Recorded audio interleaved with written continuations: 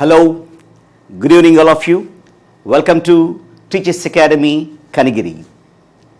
ఎంతో మందిని ప్రభుత్వ ఉపాధ్యాయ ఉద్యోగ సాధనలో వారి యొక్క విజయాన్ని కృషి చేసినటువంటి మా యొక్క టీచర్స్ అకాడమీ కనిగిరి యొక్క పాత్ర మీకు బాగా తెలిసిందే.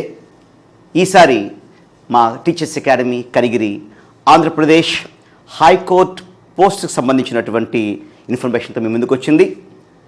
ఆల్రెడీ మీరందరూ కూడాను హైకోర్టులో ఆ యొక్క జ్యుడిషియల్ పోస్ట్ మొత్తాన్ని మీరు అప్లై చేస్తూ ఉంటారు. వాటి డేట్స్ కూడా ఈరోజు రిలీజ్ చేయడం జరిగింది. అండ్ ఆ 9 రకాల పోస్టులకు కూడాను ఆగస్ట్ 20వ తారీఖు నుంచి ఆగస్ట్ 24వ తారీఖు వరకు కూడాను మీకు కంప్యూటర్ బేస్డ్ ఎగ్జామినేషన్ కాస్త జరుగుతుంది.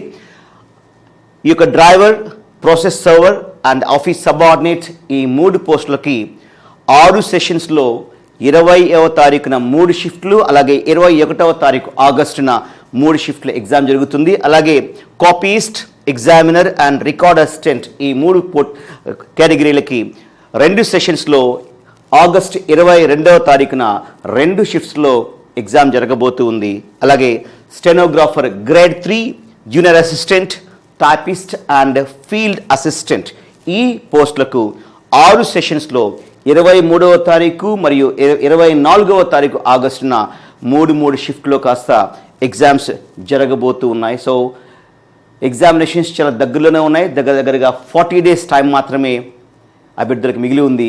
సో మీ అందరికి కూడాను ఉపయోగార్థమై ఈ తక్కువ టైంలో మీరు ఎక్కువ మార్కులు సాధించడం కోసం గాను మా యొక్క teachers academy Kanigiri online grand టెస్ట్లను కాస్త ప్రారంభిస్తూ ఉంది. సో దానికి సంబంధించినటువంటి పూర్తి స్థాయి సమాచారాన్ని మీరు మా యొక్క యాప్లో తెలుసుకోవచ్చు. సో ప్లేస్టోర్లోకి వెళ్ళి మీరు టీచర్స్ అకాడమీ కనిగిరి యాప్ మీరు డౌన్లోడ్ చేసుకుంటే మీకు ఈ యొక్క ఆన్లైన్ ఎగ్జామ్ సంబంధించినటువంటి ఇన్ఫర్మేషన్ మొత్తం కూడా మీరు సంపూర్తిగా తెలుసుకోవచ్చు. అండ్ ఖచ్చితంగా మా యొక్క ఆన్లైన్ ఎగ్జామ్స్ అనేటువంటివి మీరు ఎక్కువ సమాచారాన్ని తక్కువ టైంలో నేర్చుకునే విధంగా మేము ప్లాన్ చేశాము. ఖచ్చితంగా ఈ యొక్క ఆన్లైన్ టెస్ట్లు మీ యొక్క ఉద్యోగ సాధనకి ఉపయోగపడతాయని మేము నమ్ముతున్నాం. So please do download hour app from play store. Information తెలుసుకోండి అండ్ ఖచ్చితంగా ఆన్లైన్ టెస్టులు రాయండి అండ్ మీ యొక్క విజయాన్ని కాస్త సులభతరం చేసుకోండి. Okay, right. అండ్ ఈరోజు ఈ వీడియోలో మీకున్నటువంటి సిలబస్లో భాగంగా ఇంగ్లీష్ సంబంధించినటువంటి కొన్ని ప్రీవియస్ బిట్స్ ఏమైతే ఉన్నాయో వాటిని ఎక్స్ప్లెయిన్ చేసేటువంటి ప్రయత్నం చేస్తాను. ఓకేనా? సో ఫస్ట్ నుంచి ఉన్నటువంటి ఆ బిట్స్ని కాస్త జాగ్రత్తగా గమనించండి అండ్ ఏ రూల్ వల్ల ఆ యొక్క ఆన్సర్ని పొందుకుంటున్నాం అనేటువంటిది కాస్త అండ్ ఈజీ వేలో చెప్పే ప్రయత్నం చేస్తాము. And let's get in to the topic, right? And first question is select the most appropriate option to fill in the blank. ఒక సెంటెన్స్ ఇచ్చారు, ఆ సెంటెన్స్లో కాస్త ఒక బ్లాంక్ ఇచ్చారు అండ్ బ్లాంక్ సంబంధించినటువంటి 4 ఆప్షన్స్ ఇచ్చారు. ఈ 4 ఆప్షన్స్లో కూడాను ఏది సూటబుల్ ఆన్సరో సెలెక్ట్ చేయమంటున్నారు. ఓకే, క్వశ్చన్ ఏంటంటే the teacher is dash the boys progress. ఆ యొక్క ఉపాధ్యాయుడు లేక ఉపాధ్యాయుని is dash the boys progress, ఆ అబ్బాయి యొక్క అభివృద్ధి అని ఇచ్చారండి. ఇక్కడ troubled with, disgusted in, annoyed to, pleased with. ఈ 4 ఆప్షన్స్ ఇచ్చారు.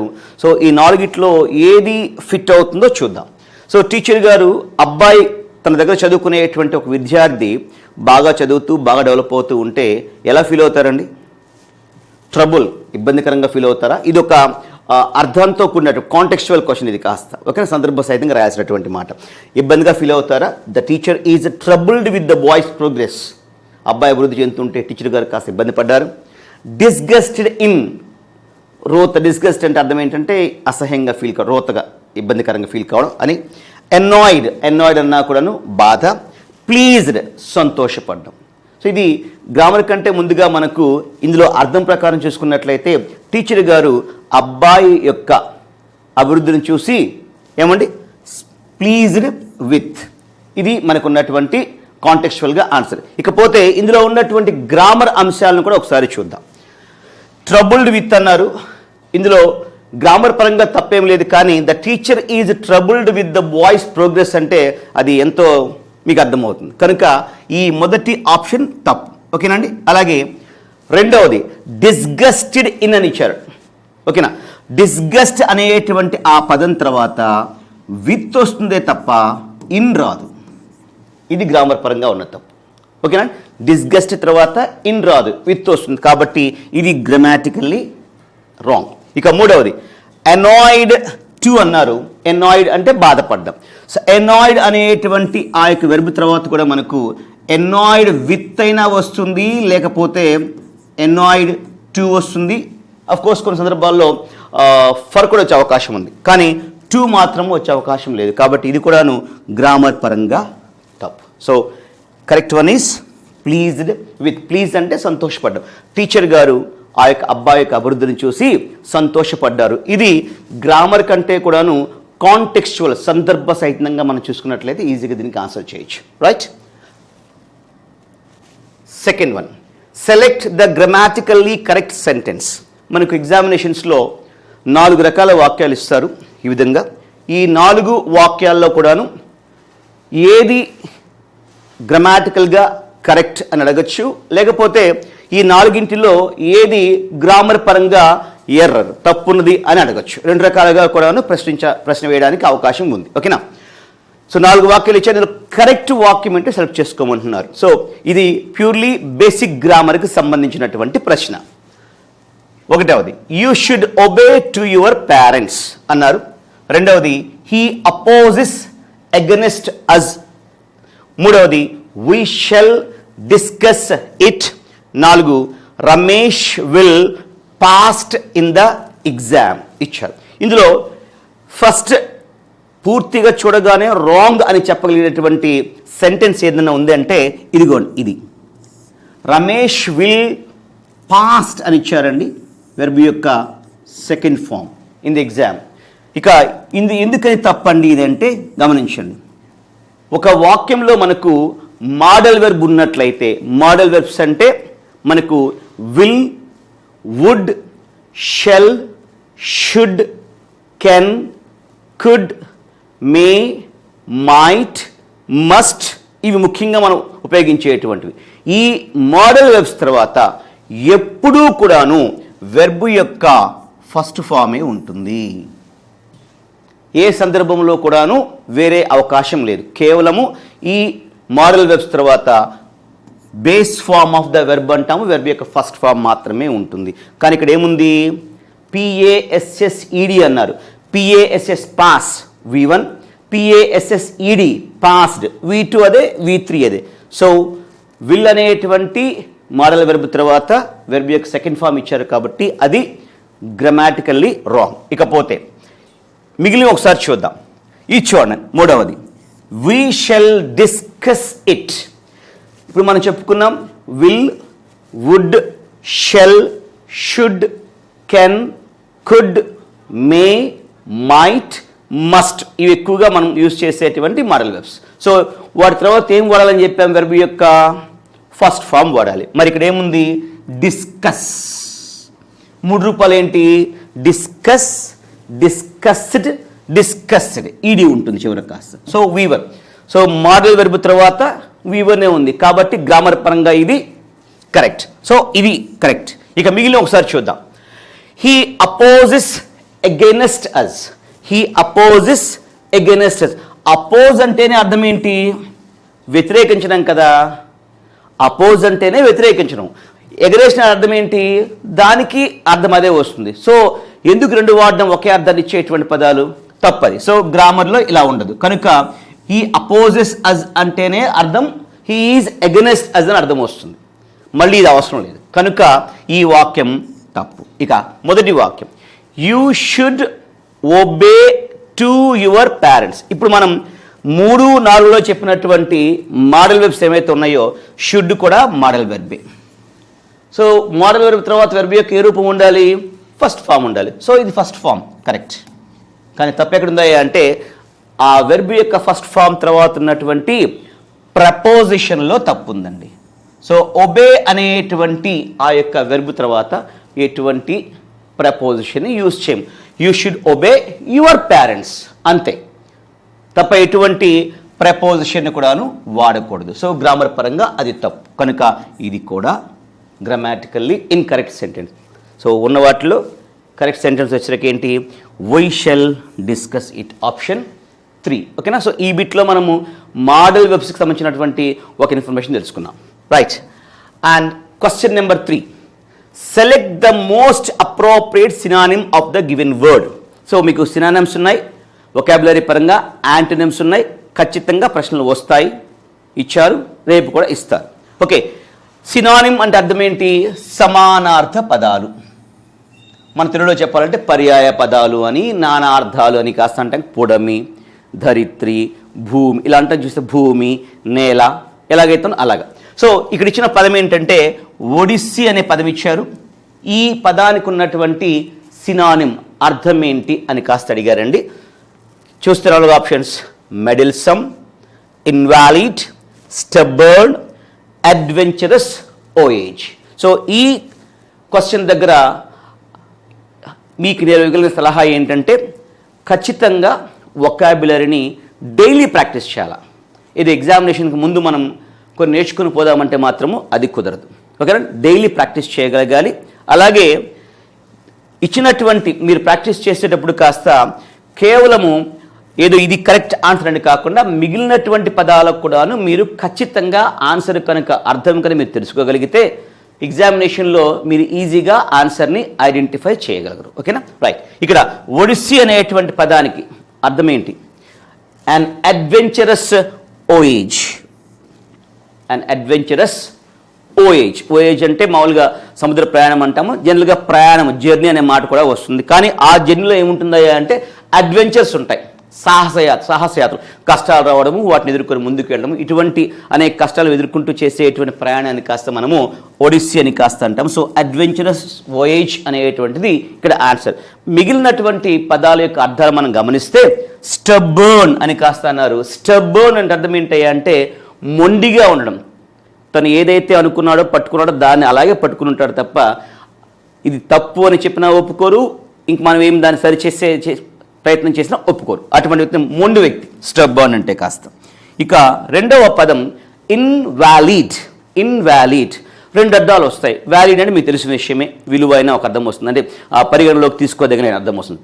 ఏమండి. సో ఇన్వాలిడ్ అంటే అర్థం ఏంటంటే పరిగణలోనికి తీసుకోలేని వ్యక్తి, అంటే అంత ప్రాముఖ్యత లేని వ్యక్తిని ఇన్వాలిడ్ పర్సన్ అంటాము, ఒక అర్థం. రెండవది ఎవరైతే ఫిజికల్లీ ఛాలెంజ్డ్ ఉంటారో, శారీరకమైనటువంటి అంగవైకల్యం ఉన్నటువంటి వ్యక్తి ఉంటారో ఆ వ్యక్తిని కూడాను ఇన్వాలిడ్ అయ్యేటువంటి పదం కాస్త ఆ వ్యక్తికి ఉపయోగిస్తారు. కానీ ఇక్కడ అర్థం మారిపోయింది. ఒడిస్సీ అంటే అర్థం అది కాదు. ఇక మెడిల్సమ్.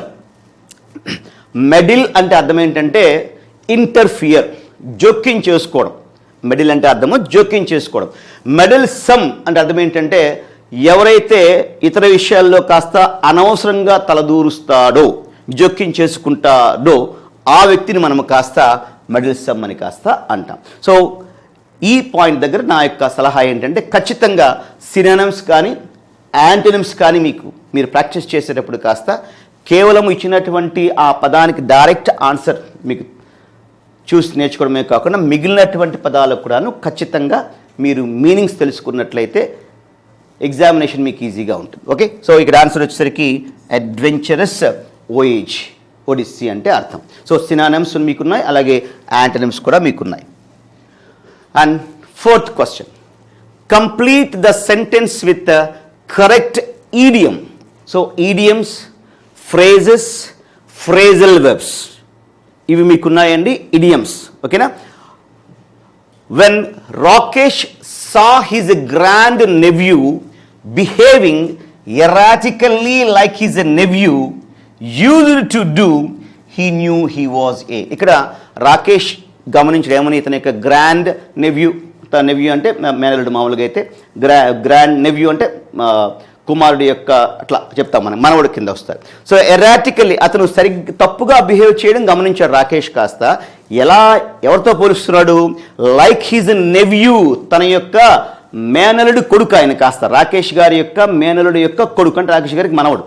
సో తన మేనలుడు ఎట్లా బిహేవ్ చేశాడో చిన్నప్పుడు, యూజ్డ్ టు డూ, చిన్నప్పుడు ఎట్లా బిహేవ్ చేశాడో మేనలుడి కొడుకు కూడాను అలాగే బిహేవ్ చేయడం చూసిన తర్వాత he knew he was a dash. So అతను కంపేర్ చేస్తున్నారు, తన మనవడిని కాస్త తన యొక్క మేనలుడి యొక్క బిహేవియర్తో కంపేర్ చేసి ఏమంటున్నాడు, he knew he was a dash, chip off the old block, 2 a black sheep, 3 crying wolf, 4 fish out of water. ఓకేనండి. సో ఇవన్నీ కూడా మనకున్నటువంటి ఇడియమ్స్. ఇక అర్థంలోకి వెళ్దామండి. 4వది ఫిష్ అవుట్ ఆఫ్ వాటర్ అంటే అర్థం ఏంటంటే ఫిష్ ఎప్పుడూ కూడా వాటర్లో ఉంటుంది.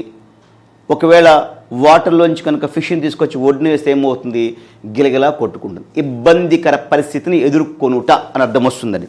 ఫిష్ అవుట్ ఆఫ్ వాటర్ అంటే అర్థం ఏంటంటే ఇబ్బందికర పరిస్థితిని కాస్త ఎదుర్కోవడం. అంటే తనకు అనుకూలమైనటువంటి స్థానం నుంచి అననుకూలమైనటువంటి స్థానంలో పెట్టినట్లయితే ఆ వ్యక్తి ఇబ్బంది పడతాడు. సో దాన్ని మనం ఫిష్ అవుట్ ఆఫ్ వాటర్ అని కాస్త అంటాం.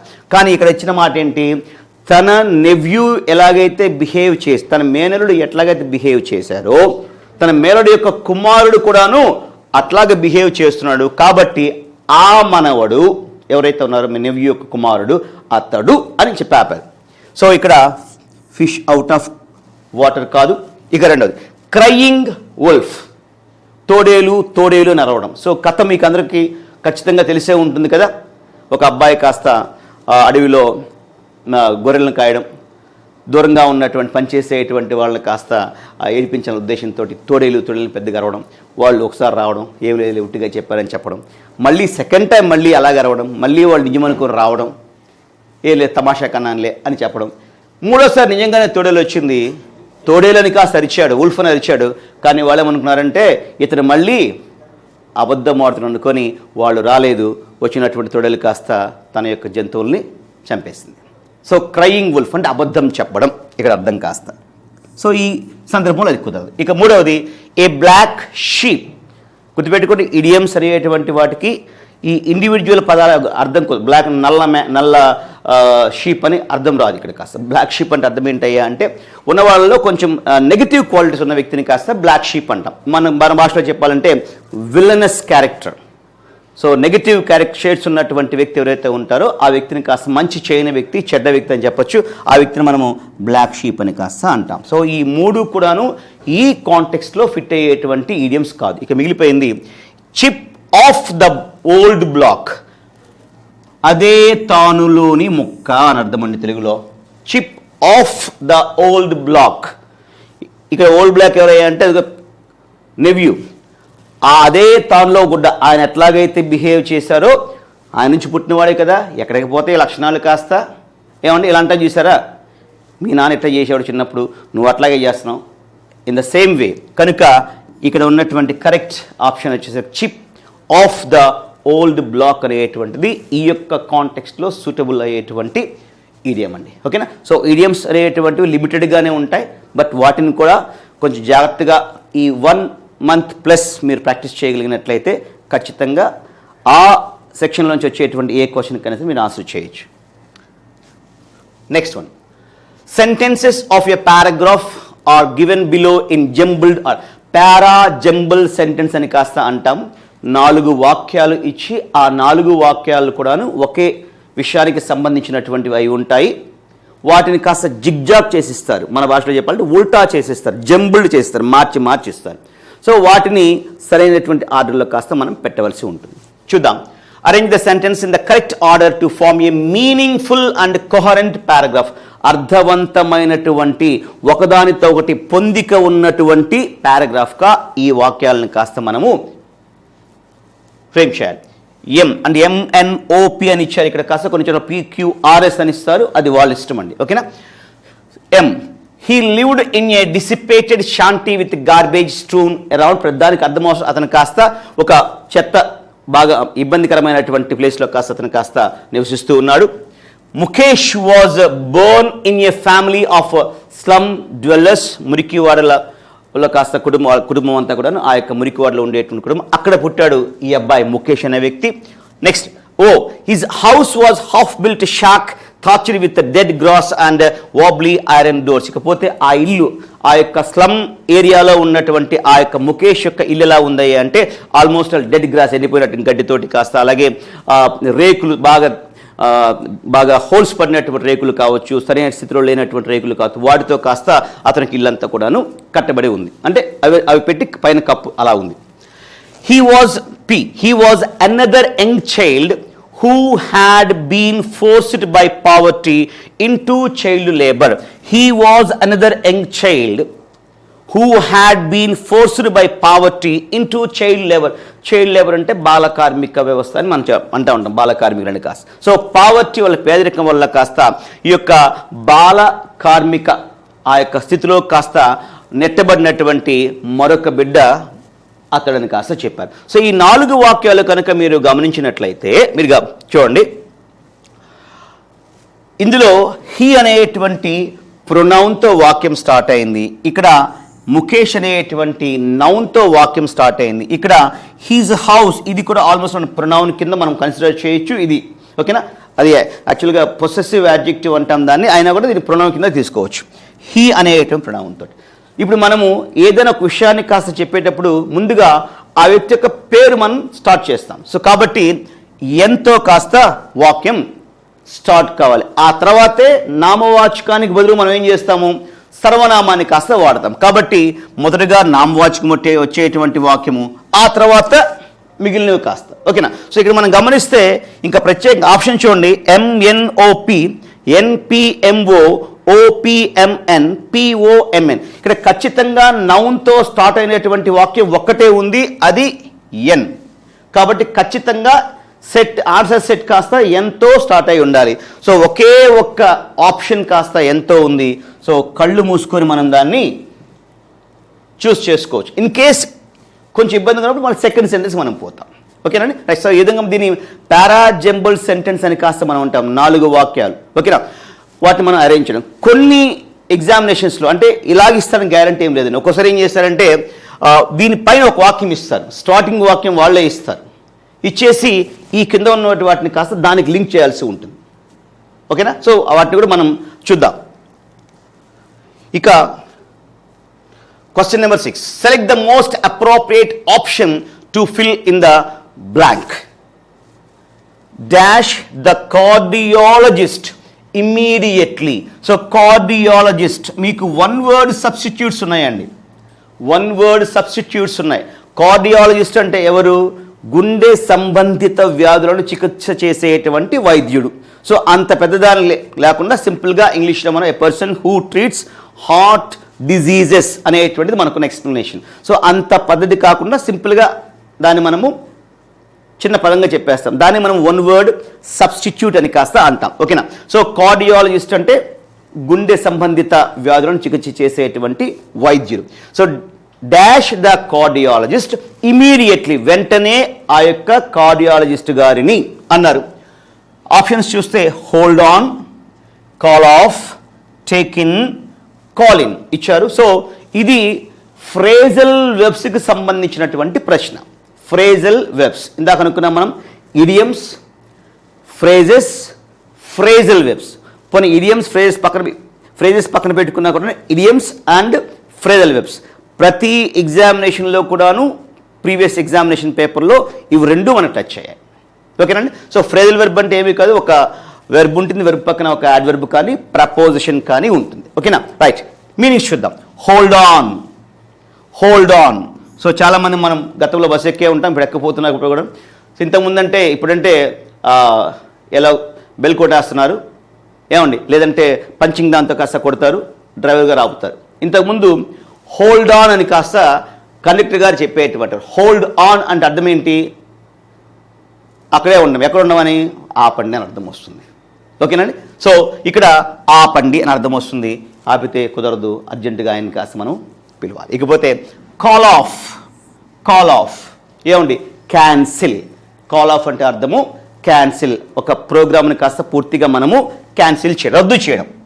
ఇది కూడా ఇక్కడ కరెక్ట్ కాదు. ఇకపోతే take in, take in, absorb గ్రహించుట, లోపలికి తీసుకొనుట. ఇక్కడ సందర్భంలో ఏమాత్రం కుదరినటువంటి ఫ్రేజల్ వెర్బ్. ఇక మిగిలిపోయింది కాల్ ఇన్.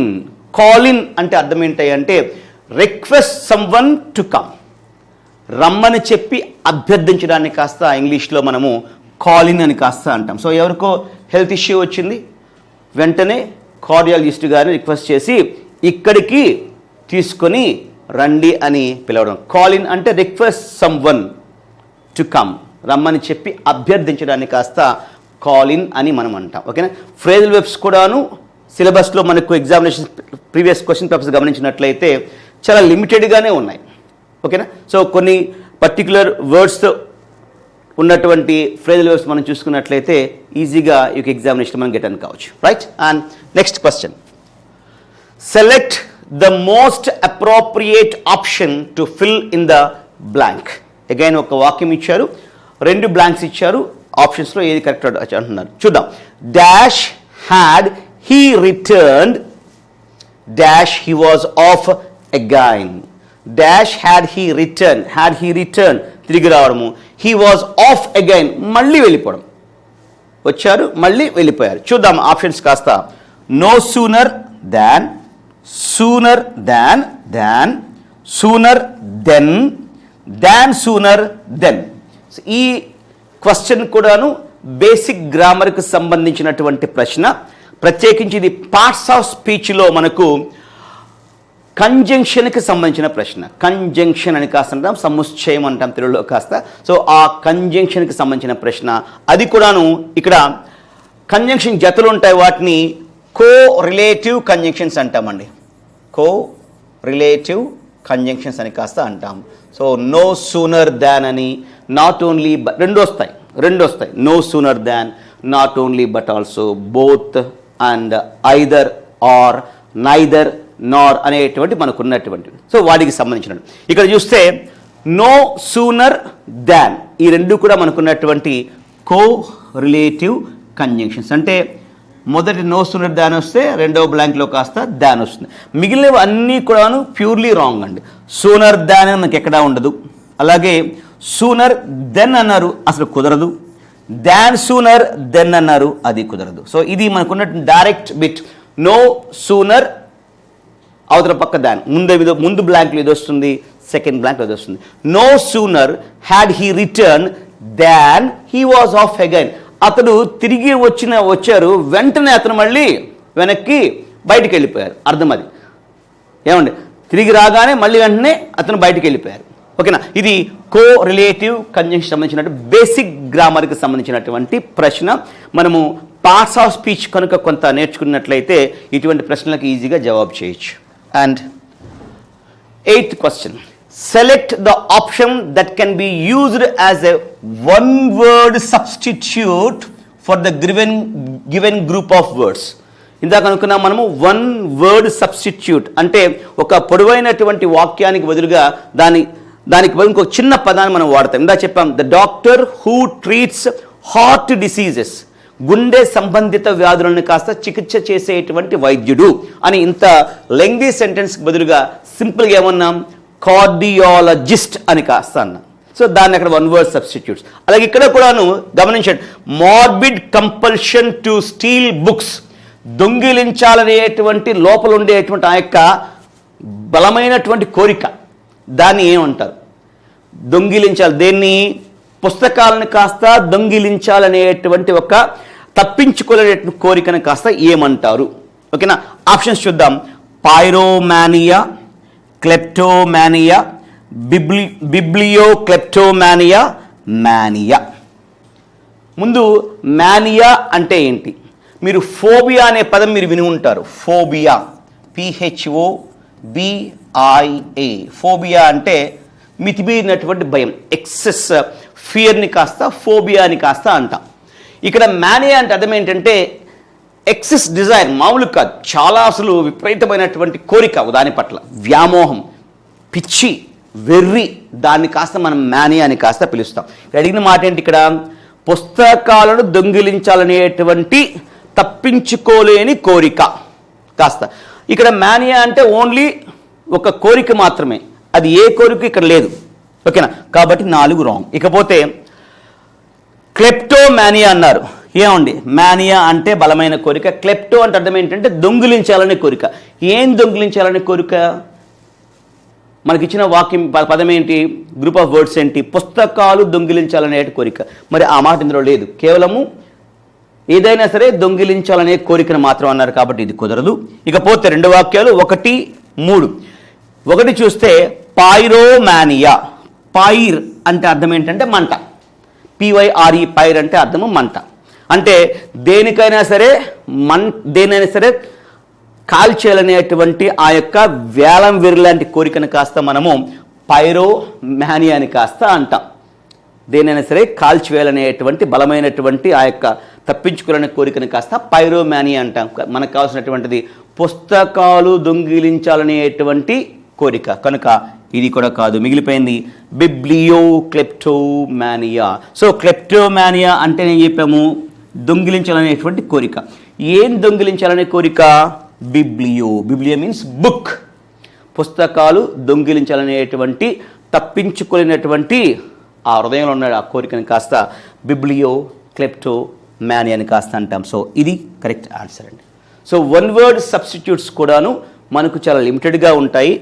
ఆ పదాల యొక్క అర్థాన్ని కనుక మనం బిబ్లియో అంటే బుక్. సో ఆ బిబ్లియో అనేటువంటి మాట వచ్చిన ప్రతిసారి కూడా అది బుక్ అనే సంగతి కాస్త మనం గుర్తుపెట్టుకోగలిగితే కొంత అవగాహన. అలాగే మానియా అంటే ఒక దాని పట్ల మనకు ఉన్నటువంటి ఎక్సెసివ్, మితిమీరినటువంటిది. ఫోబియా భయము, ఇట్లా అనమాట. సో ఈ పదాల కొంచెం మనం నేర్చుకున్నట్లయితే ఈజీగా మీరు ఆన్సర్ చేయడానికి కుదురుతుంది. Right. And next question, select the sentence that has a grammatical error. So ప్రతి ఎగ్జామ్లో కూడా ప్రీవియస్ పేపర్స్లో ఇటువంటివి 3 లేక 4 క్వశ్చన్స్ వస్తున్నాయండి. సో గ్రామర్ పర్ 4 వాక్యాలు ఇచ్చి గ్రామర్ పరంగా ఆ 4 వాక్యాల్లో ఏది కరెక్ట్ అని లేకపోతే ఏ వాక్యము తప్పు అని కాస్త అడుగుతూ ఉన్నారు.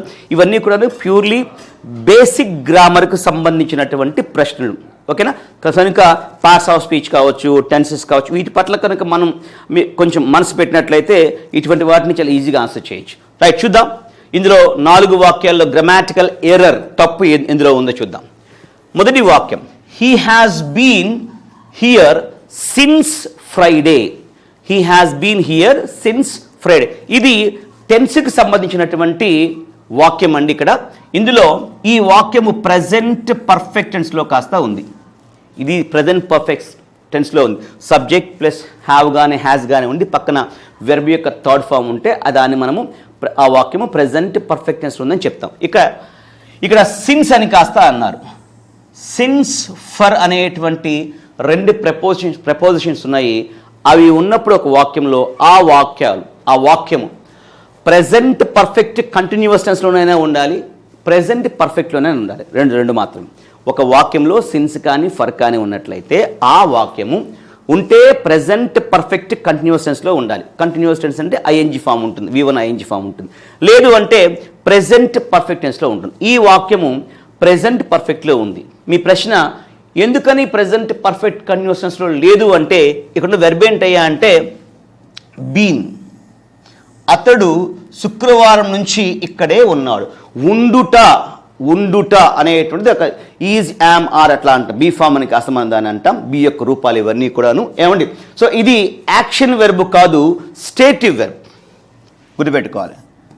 సో వెర్బులు కాస్త మనకు 2 రకాలుగా ఉంటాయి, డోంట్ గెట్ కన్ఫ్యూజ్డ్. ఇది స్టేటివ్ వెర్బ్, స్థితిని తెలియచేసేటువంటి వెర్బ్. అలా కాకుండా పనిని తెలియచేసేటువంటి వెర్బుని కాస్త మనము యాక్షన్ వెర్బ్ అని కాస్త అంటాం. ఒకవేళ ఇక్కడ యాక్షన్ వెర్బ్ ఉండుంటే ఈ వాక్యంలో ఖచ్చితంగా ఈ వాక్యము ప్రజెంట్ పర్ఫెక్ట్ కంటిన్యూస్ టెన్స్లో ఉండేది. కానీ ఇక్కడ వెర్బ్ ఏంటయ్యా అంటే స్టేటివ్ వెర్బ్. కాబట్టి ఈ వాక్యంలో సిన్స్ ఉన్నందువల్ల సిన్స్ ఉంది, కానీ వెర్బ్ వచ్చేసరికి స్టేటివ్ వెర్బ్ కావడం వల్ల ఈ వాక్యము ప్రెజెంట్ పర్ఫెక్ట్లో ఉంది. అలా కాకుండా ఇక్కడ యాక్షన్ వెర్బ్ ఉంటే ఖచ్చితంగా ఈ వాక్యము ప్రెజెంట్ పర్ఫెక్ట్ కంటిన్యూస్ టెన్స్లో ఉండేది. ఓకేనా? సో టెన్స్ దగ్గరకు వచ్చేసరికి మనకు ఈ సిన్స్ ఫర్ మీద అనేక సందర్భాల్లో అనేక ఎగ్జామ్స్లో కాస్త క్వశ్చన్స్ ఇవ్వడం జరిగింది. సో వాటిని కొంచెం మనసు పెట్టాలి. ఓకేనా? సో ఇది గ్రామర్ పరంగా కరెక్ట్ వాక్యం. అడిగింది ఏంటి? తప్పు వాక్యం ఏంటి 4 ఓకేనా? ఇక ఇది మనకు ఆన్సర్ కాదు. రెండవది, the garden was covered with flowers. The garden was covered with flowers. ఇది వాక్యం వచ్చేసరికి ప్యాసివ్ వాయిస్ సంబంధించినటువంటిది. యాక్టివ్ వాయిస్, ప్యాసివ్ వాయిస్ అని మనకు ఉన్నాయి గ్రామర్లో కాస్త. ఓకేనా? ఇది ప్యాసివ్ వాయిస్లో ఈ వాక్యం ఉంది. వాక్యము గ్రామర్ పరంగా సరైనటువంటిది. ఆ గార్డెన్ పుష్పాలతో నిండి ఉన్నది. ఆ తోట పుష్పాలతో నిండి ఉన్నది. ఈ వాక్యము గ్రామర్ పరంగా కరెక్ట్. కానీ మనకు కావాల్సింది గ్రామాటికల్లీ ఎర్రర్ కావాలి. కాబట్టి ఇది మన ఆన్సర్ కాదు. ఇక మిగిలిపోయింది. I am tired of this work. నేను ఈ పని వల్ల బాగా అలసిపోయాను. దాని అర్థం అది. I'm tired of. సో ఇది కూడాను గ్రామర్ పరంగా సరైనటువంటి వాక్యమే. కాబట్టి ఇది మన ఆన్సర్ కాదు. ఇక మిగిలిపోయింది I am liking this picture. ఇంకా మిగిలిపోయింది ఇదే ఆన్సర్ మనకు. I am liking this picture. ఈ వాక్యము మన ఆన్సర్. ఈ వాక్యము గ్రామర్ పరంగా తప్పు. ఎందుకు తప్పు? మీరు గమనిస్తే ఇక్కడ ఈ వాక్యంలో లైకింగ్ అని కాస్త ఉంది. I am liking. సో ఈ వాక్యం ప్రెజెంట్ కంటిన్యూస్ టెన్స్లో ఉందని మనం అర్థం చేసుకోవచ్చు. ఇక మెయిన్ వెర్బ్ ఏంటయ్యా అంటే లైక్. సో లైక్ అనేటువంటి వెర్బ్కి ఐఎన్జీ చేర్చారు. ఏమండి, లైక్ అనే వెర్బ్ కాస్త ఐఎన్జీ చేర్చారు. ఇలా కొన్ని వెర్బ్స్ ఉన్నాయండి ఇంగ్లీష్లో కాస్త. ఆ వెర్బుల్ని మనము ఐఎన్జీ ఫామ్లో యూజ్ చేయకూడదు. సో సందర్భం వచ్చింది కాబట్టి లైక్ ఇష్టపడుట. నేను ఆ యొక్క పిక్చర్ని ఇష్టపడుతూ ఉన్నాను. ఏమండి, అలాగే లవ్ అనే మాట ఉంది. నేను ఆమెను ప్రేమిస్తూ ఉన్నాను, నేను అతన్ని ప్రేమిస్తూ ఉన్నాను అంటాం. ప్రేమిస్తూ ఉన్నానంటే అది యాక్చువల్గా తెలుగులో మాట్లాడుకుంటే కంటిన్యూస్ టెన్స్, పని జరుగుతూ ఉంది. కానీ ఇంగ్లీష్లో ఐ ఆమ్ లవింగ్ హిమ్ అనో లేకపోతే ఐ ఆమ్ లవింగ్ హర్ అని అనడం తప్పు. ఎందుకంటే ఇదిగో లైక్ లాగానే లవ్ అనేటువంటి వెర్బును కూడా మనము ఐఎన్జీ ఫామ్లో యూజ్ చేయం. కాబట్టి ఏం చేయాలి ఇక్కడ? ఇది తప్పు. ఐ లైక్ దిస్ పిక్చర్ అంటే ప్రెజెంట్ కంటిన్యూస్ టెన్స్లో ఉన్నటువంటి ఈ యొక్క వాక్యములోని వెర్బ్ లైక్ అనేటువంటిది ఐఎన్జీ ఫామ్తో రాయకూడదు. కనుక ప్రెజెంట్ కంటిన్యూస్లోని ఈ ఒక్క వాక్యాన్ని మనము సింపుల్ ప్రెజెంట్కి మనం మార్చాలి, అందులోనే రాయాలి. అంటే అర్థం ఏంటి? ఐ లైక్ దిస్ పిక్చర్ అని ఉంటేనే ఇది correct. I love this picture అని ఉంటేనే కరెక్ట్. ఓకేనండి. సో కొన్ని వెర్బ్స్ని మనము ఐఎన్జీ ఫామ్లో రాయకూడదు అనేటువంటి రూల్ ఉంది. వారికి ఒక లిస్ట్ కూడా ఉంది. అండ్ మనం తర్వాత క్లాస్లో తెలుసుకుందాం. ఓకేనా? సో ఇది గ్రామాటికల్ ఎర్రర్ ఉన్నటువంటి వాక్యము కనుక మన ఆన్సర్ కూడాను అదే అవుతుంది. ఓకేనండి. Then select the sentence that has a grammatical error. మరలా ఇటువంటి ప్రశ్న ఇచ్చారు. 4 వాక్యాలు. 4 వాక్యాలలో గ్రామర్ పరంగా తప్పున్నటువంటి వాక్యాన్ని కాస్త మనము సెలెక్ట్ చేసుకోవాలి. ఇటువంటి క్వశ్చన్స్ అన్నీ కూడాను బేసిక్ గ్రామర్కి సంబంధించినటువంటి ప్రశ్నలు. సో బేసిక్ గ్రామర్ పట్ల అవగాహన ఉన్నట్లయితే వీటిని సులభంగా జవాబు చేయొచ్చు. First one, I am the youngest in the family. Second, my brother doesn't have many books. Number 3, I saw a unique sight. Number 4, is there many coffee in the mug. Many coffee in the mug. So ఈ 4 వాక్యాలలో ఏది grammar పరంగా తప్పుగా ఉన్న వాక్యం చూద్దాం. 1, I am the youngest in the family. నేను కుటుంబంలో అందరికంటే కూడాను చిన్నవాడిని. ఇది డిగ్రీస్ ఆఫ్ కంపారిజన్కి సంబంధించిన ప్రశ్న అండి. అంటే పోల్చేటప్పుడు కాస్త మనం ఇతను అతని కంటే పొడవైన వాడు ఏమన్నా చెప్తాను చూసారా, అలాగా యాడ్జెక్టివ్ అంటాం. ఇప్పుడు యంగ్ అన్నాం అనుకోండి, యంగ్ అంటే కుర్రవాడు, కుర్ర అయిన అని అర్థం వస్తుంది. సో దానికి 3 రూపాలు ఉంటాయి. పాజిటివ్ డిగ్రీ అని, కంపారిటివ్ డిగ్రీ అని, సూపర్లేటివ్ డిగ్రీ అని. So young, younger, youngest. Young అనేది కాస్త పాజిటివ్ డిగ్రీలో ఉన్నటువంటి యాడ్జెక్టివ్ అంటాం. యంగర్ అనేది కాస్త కంపారిటివ్ డిగ్రీలో ఉన్న యాడ్జెక్టివ్ అంటాం. యంగెస్ట్ అలా ఈఎస్టీ ఉన్నటువంటి వాటిని కాస్త సూపర్లేటివ్ డిగ్రీ ఆఫ్ యాడ్జెక్టివ్ అని కాస్త అంటాం. చూడండి, I am the youngest in the family. కుటుంబములో నేను చిన్నవాడిని. ఓకేనా? ఇక్కడ ఎక్కడ కూడాను కంపారిటివ్ డిగ్రీ లేదు, యంగర్ అని లేదు, కేవలము ఈ మాట ఉంది. అంటే కుటుంబంలో ఇంకెవరితో పోల్చట్లా, పోలికలు చెప్పట్లా. అక్కడ కాస్త దాని మాట ఉపయోగించాల. ఇక్కడ దాని ఉంటే ఒకళ్ళు యంగర్ అని వచ్చి వస్తుంది. ఓకేనా? కొన్ని చిన్న చిన్న రూల్స్ కాస్త ఉన్నాయి. సో ఇక్కడ ఫ్యామిలీలో నేను చిన్నవాడిని. ఇక్కడ యంగెస్ట్ అనేటువంటి సూపర్లేటివ్ డిగ్రీ వాడిని అర్థం ఏంటంటే అందరిలోనూ నేను చిన్నవాడిని. సో ఇది గ్రామర్ పరంగా సరైనటువంటి వాక్యము. ఇక రెండవది, my brother doesn't have many books. ఇది సింపుల్ ప్రజెంట్ టెన్స్లో ఉన్నటువంటి వాక్యము. మా యొక్క సహోదరుడి దగ్గర ఎక్కువ పుస్తకాలు లేవు. So my brother doesn't have many books. ఈ వాక్యం కూడాను గ్రామర్ పరంగా కరెక్టే. ఇక్కడ డోంట్ అని రాకూడదు, డజంట్ అనే రావాలి. ఎందుకంటే సింపుల్ ప్రజెంట్ టెన్స్లో సబ్జెక్ట్ కనుక థర్డ్ పర్సన్ సింగులర్ అయితే, అంటే ఒక పేరు అయినట్లయితే అప్పుడు మనము డజ్నే వాడతాము తప్ప డూని వాడము. ఇది ఒక రూల్ కాస్త ఉంది. ఓకేనా? ఈ వాక్యము సింపుల్ ప్రజెంట్ టెన్స్లో ఉంది. సబ్జెక్ట్ కాస్త సింగులర్ థర్డ్ పర్సన్ కాబట్టి ఇక్కడ మనము డూ కాకుండా డజే యూజ్ చేయాలి. కనుక ఈ వాక్యము గ్రామర్ పరంగా కరెక్ట్. ఇక మూడవది, I saw a unique sight. ఓకేనా? గమనించండి, ఇక్కడ ఈ సెంటెన్స్ వచ్చేసరికి ఆర్టికల్స్ అనేటువంటి టాపిక్కి సంబంధించింది. ఆర్టికల్స్ మనకు ఇంగ్లీష్లో ఏ, యాన్, ద అనేటువంటి 3 ఆర్టికల్స్ ఉన్నాయి. ఏ, యాన్ ఈ రెండింటిని మనము ఇండిఫినిట్ ఆర్టికల్స్ అంటాము. టిహెచ్ఈ, ది లేకపోతే దానిని మనము డెఫినెట్ ఆర్టికల్ అని కాస్త అంటాం. సో ఈ మూడవ వాక్యం కాస్త ఆర్టికల్స్ అనే టాపిక్కి సంబంధించింది. ఇక్కడ ఏ ఉంది. జనరల్గా మనం ఏమంటామంటే ఇంగ్లీష్లో ఏదైనా ఒక పదము కాస్త ఏ, ఈ, ఐ, ఓ, యు అనే అక్షరాలతో కనుక ఒక సింగులర్ నౌన్ కానీ ఉన్నట్లయితే అప్పుడు దానికి ముందు మనము యాన్ వాడతామనేటువంటి ఇది ఒక అజంప్షన్, ఒక రాంగ్ నోషన్ కాస్త ఉంది. ఎందుకంటే ఇక్కడ యు అనేటువంటిది కాస్త వొవెల్ అచ్చు అంటాం. మరి ఇక్కడ యూతో ఉన్నప్పుడు మనం యాన్ వాడాలి కదా అని డౌట్ వస్తుంది. కానీ ఇక్కడ అక్షరం ముఖ్యం కాదు, శబ్దం ముఖ్యం. ఈ యు అనేటువంటి అక్షరము ఎటువంటి శబ్దాన్ని ఉత్పత్తి చేస్తుంది, అది అచ్చు శబ్దాన్ని ఉత్పత్తి చేస్తుందా లేకపోతే హల్లు శబ్దాన్ని ఉత్పత్తి చేస్తుందా అన్నదాన్ని బేస్ చేసుకుని మనము ఈ యొక్క ఆర్టికల్ ఏనా యానా పెట్టవలసి ఉంటుంది. ఓకేనా? సో ఇక్కడ మనం ఏమంటున్నాం, యునీక్ అంటున్నాం. యు యాక్కుమిస్తే యు, మరి యాక్కుమిస్తే యు అనేది మనకు వొవెల్ సౌండ్ అవుతుందా, కాన్సనెంట్ సౌండ్ అవుతుందా, అచ్చు శబ్దం అవుతుందా, హల్లు శబ్దం అవుతుందా ఆలోచిస్తే యా, రా, లా, వా, శేష తెలుగులో మనకు ఉన్నాయి కదండి. యు యాక్కుమిస్తే యు అనేటువంటి శబ్దం అది కాస్త, కాబట్టి అది హల్లు శబ్దం కనుక ఏ యూజ్ చేస్తాము.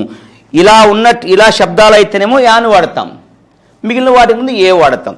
ఇక్కడ అక్షరము యు అయినప్పటికీ కూడాను అదేమి అంబ్రెల్లాలో ఆలాగా పలకట్లా, అది అలాగా పలుకున్నట్లయితే అలాగా మనము ఓకే లాగా పలుకుంటే మనం ఇక్కడ కాస్త యాన్ పెట్టి ఉండేవాళ్ళం. కరది యూ లాగా పలుకుతుంది కాబట్టి యాన్ కుదరదు, ఏనే పెట్టాలి. సో ఆర్టికల్ పరంగా చూసుకుంటే మూడవ వాక్యం కూడాను సరైనటువంటిది. ఇక మిగిలిపోయింది నాలుగవది మన ఆన్సర్దే. ఎందుకు ఆన్సర్ అయింది, అందులో ఏం తప్పుందో చూద్దాం. Is there many coffee in the mug. కాఫీలో మెనీ కాఫీ అన్నారండి. మెనీ అంటే చాలా, కాఫీ అనేటువంటిది కాస్త అన్కౌంటబుల్ నౌన్ అంటాం.